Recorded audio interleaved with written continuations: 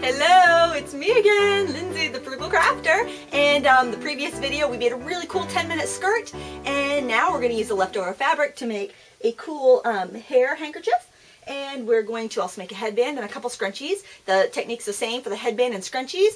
I gotta let you in on a secret. I messed up the headband and it was too tight and it wouldn't fit my big head. So I'm gonna mention in like little notes on the screen when I get to the headband cutting of the materials that you need to add an extra 5 inches. So I just wanted to put that out there because I don't have any more fabric to make another one because I had just enough to do the skirt and the hair things. So I'm just gonna stop blabbing and we're gonna get to the tutorial. Less talking, more making. Let's do it. I had so much fun making that cute 10-minute skirt here that we made in the previous video that I decided I had to make some hair accessories. So I'm going to make a headband. So what I did was I measured around my head from like the base of my neck to my forehead, and it was 23 inches. So I'm going to need one strip of fabric that big to make a kind of scrunchy headband. So I'm going to go ahead and cut that. I cut that right here, measuring it out on my board, on my big fabric cutting board. So cut that out at 23 inches. We're going to be using elastic again, and we're just going to be we're going to be using the same technique to make a headband and 2 scrunchies, and we're also going to make a handkerchief.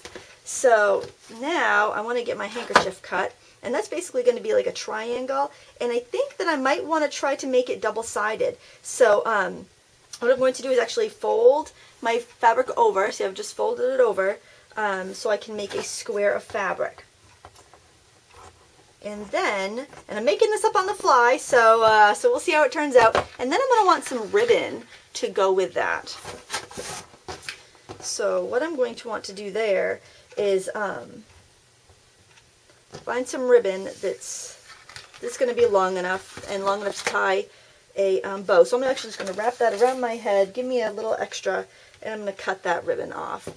This is twill tape, so I will want to use a little fray check on the ends. This is a beautiful kind of measuring tape design from Paper Mart. And then to make my 2 scrunchies, I'm just going to take the remainder of fabric here, and I'm going to cut it in half. And then basically I'll be sewing that into tubes, and I will be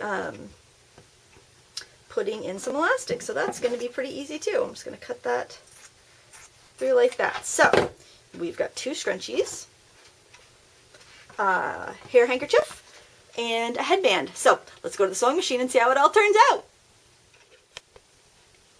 Making the headband and scrunchies is essentially the same. You're basically sewing up a large tube of fabric. So I've taken the 22-inch by 1/4 yard piece and I'm stitching it all the way along on the side.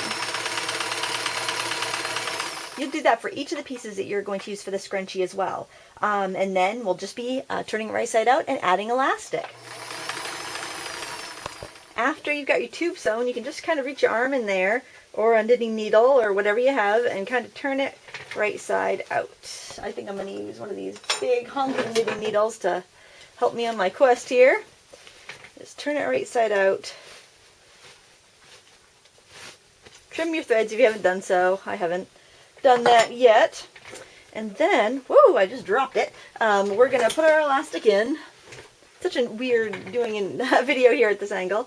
So you don't even need to have the safety pin this time because you can pretty much just slide your hand in there. You might need a pencil or something to push it through on a smaller scrunchie. Just make sure that you don't use too much elastic or you're not going to have the stretch that you need. So for your headband, you want to make sure that you've pulled the elastic tight enough. Not so much that it's going to give you a headache when you wear it, but you want to make sure that it's going to hold your hair nice and tight. There's nothing worse than having a headband that keeps sliding off. So what I'm going to do is stitch my my elastic flat. I can feel that it's not twisted in there, so I'm going to use a zigzag stitch to do that, just like we did on our skirt. We're going to go forward, back, and forward again.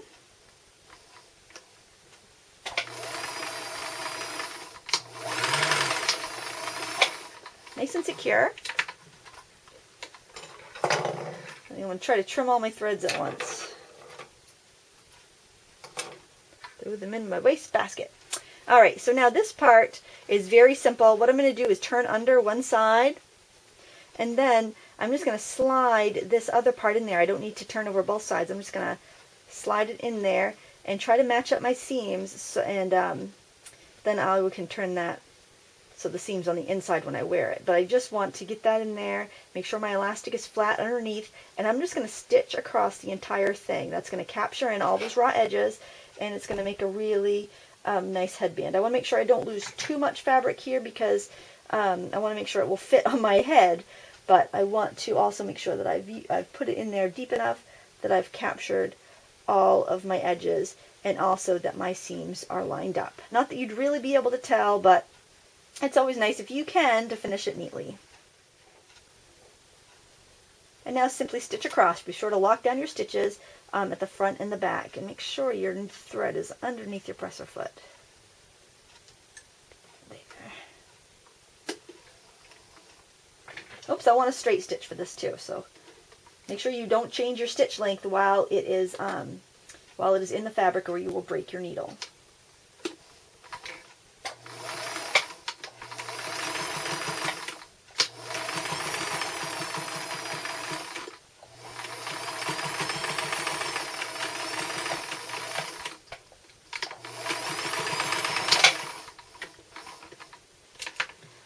All right, you do the scrunchie the exact same way, but it's gonna be a little more tricky because it's smaller and it's kind of harder to get in and around there. Ooh, there we go. Okay, so there we have our cool headband. Ta-da!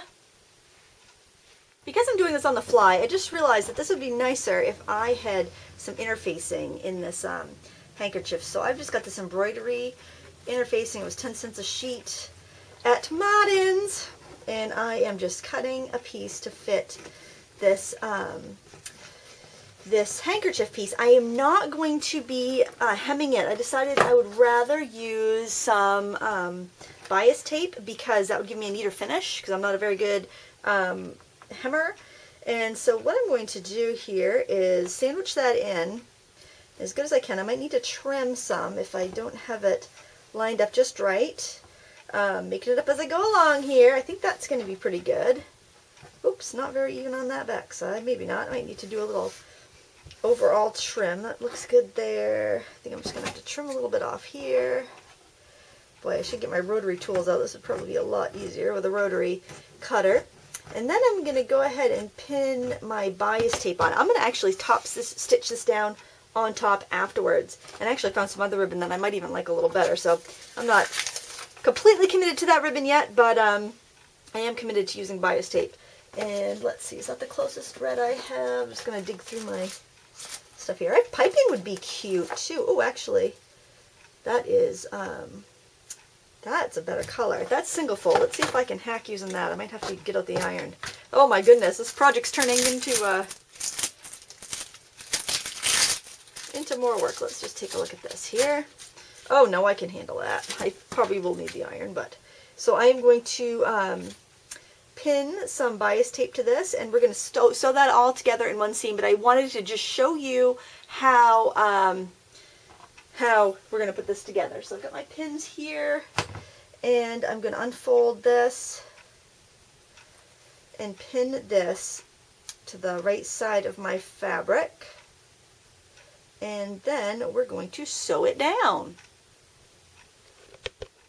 Alright, so we're going to work on the handkerchief, and I want to, I've put interfacing in, I showed you that. I want to make a lovely finished edge, so I've opened up my seam binding, and what I'm going to do is pin it a couple times so it's lined up with the edge. So I have the seam binding open on one side. It's reversible, so I have it on one side of my fabric here, and I'm just pinning it down. I cut it a little long so that I can fold under and finish my edges a little bit.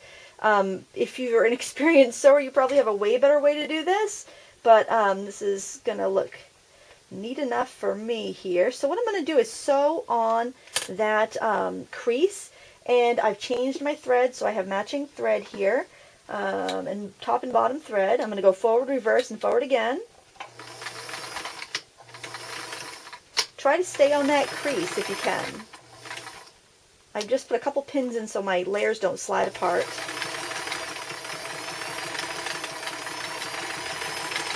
slow and steady wins the race. Try to keep it as neat as you can.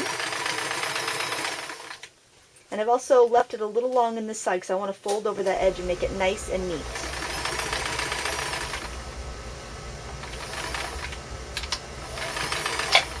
Alright, my furnace is going. Of course, I'm doing a video. The furnace has to kick in. Alright, so then, you see when you fold it over, you get that really nice finished edge. Cool, huh? Alright, so I want this, and I kind of want to trap in any loose fabric there. So I'm folding that over, making a little mitered corner. This may not be the absolute best way to do this, but I just want it to look neat, and this is how I am going to approach it.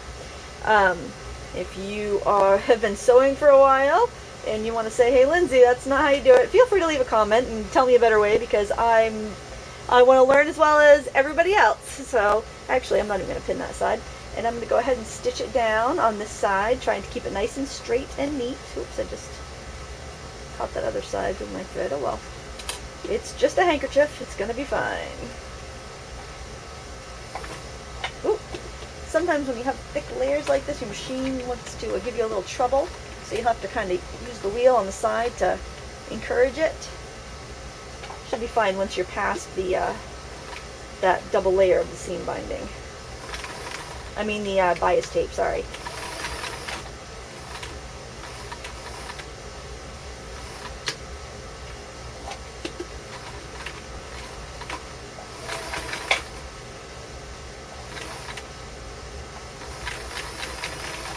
And just try to keep it as neat as you can as you stitch that down.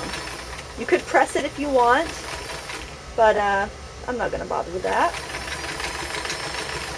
The skirt took me 5 minutes to sew. The hair accessories are taking me an hour. This is ridiculous. Okay, and I'm just going to sew it right to the end. Back stitch and back over it.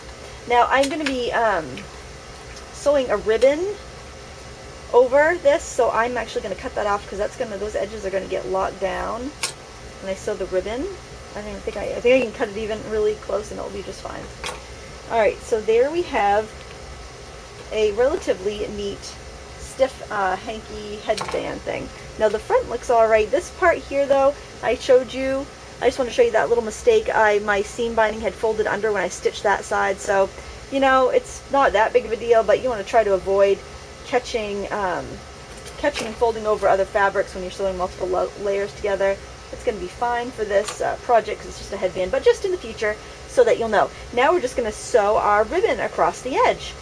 Okay, last step in the hair handkerchief. I found this really cute pack of ribbons. I was going to use this ribbon, but then I decided that this grosgrain stripe would be cuter, and then I get to save this for other stuff because it's like one of my favorites. And I'm feeling kind of stingy with it now that I'm getting near the end of my spool.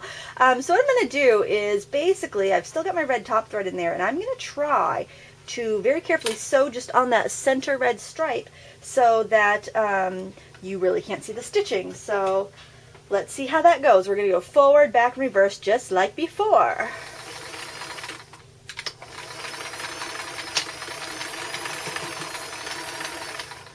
I like to remove my pins as I go so that I don't break a needle.